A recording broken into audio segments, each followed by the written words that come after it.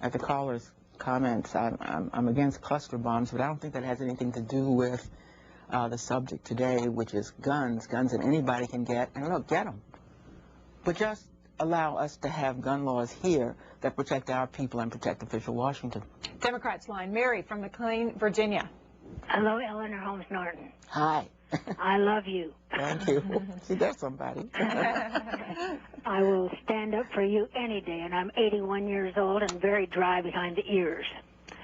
I strongly support the elimination of guns in the District of Columbia, our nation's capital. This is where laws are made to be administrated and to be implemented. And we have laws against guns in other places, too. Here in Virginia, we had a pretty good law when we had the Brady Bill, okay? What happened to the Brady Bill? Is the NRA and they're determined to eliminate everybody's right to be protected away from people who are, some of them illegally in the country, some of them are mentally deranged. Everybody should have a gun, even a kid.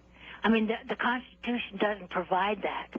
And you know it, and I know it, and I resent any man, any chauvinist man, calling you a stupid woman because you're very smart. Thank you, caller.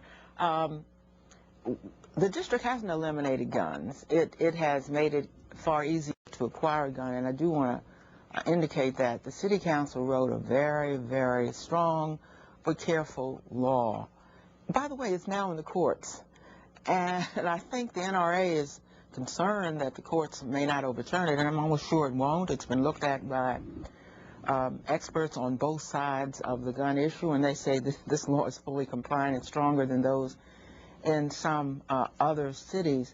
The amendment that has been attached to the D.C. Voting Rights Amendment is an amendment from Governor Ensign of Nevada, and let me say Senator Ensign, sorry, of Nevada, and let me say to Nevadians, while I'm here on C-SPAN, I just read a wonderful book by a teacher who ran for Congress from Nevada, and she made me understand what a great libertarian sense of libertarianism and independence there is. I want you to know that I would never try to change the gun laws of Nevada and respect the hunting tradition and the tradition of guns that is part of Nevada. And I hope that you will encourage your senator to respect other states, just as we respect Nevadians. This wonderful book by Tierney Cahill, the teacher running. She's an NRA supporter. She's a very interesting woman, but she rendered Nevada and Reno and gave me a greater understanding of this great state.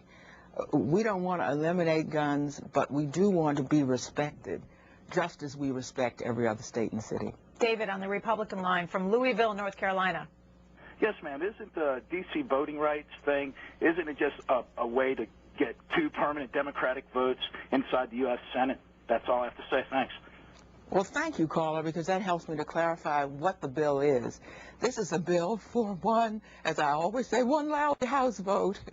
And guess what?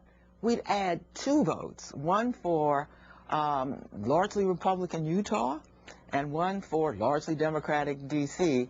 1 for 1, it's a wash, so nobody gains from that. It's the quintessential by partisanship, and it's not the Senate at all. We're not even trying for the Senate. We couldn't get a Senate vote.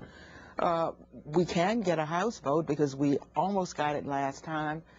And the American people, 2/3 of them, and interestingly, across all party lines, this has been looked at, Democrats and Republicans, to see what are the differences. Can't find any. Because if you say to the American people, there are 600,000 people who live in your nation's capital, they are second per capita in the taxes they pay to support your government, and they have fought and died in every war, including the war that is now being fought in Iraq, and their congresswoman has gone to funerals at Arlington. Every red-blooded American will say if they can possibly get a vote, give them a vote. If this bill is not valid, if somehow it's unconstitutional, there is a 3rd branch of government that's there to tell us so.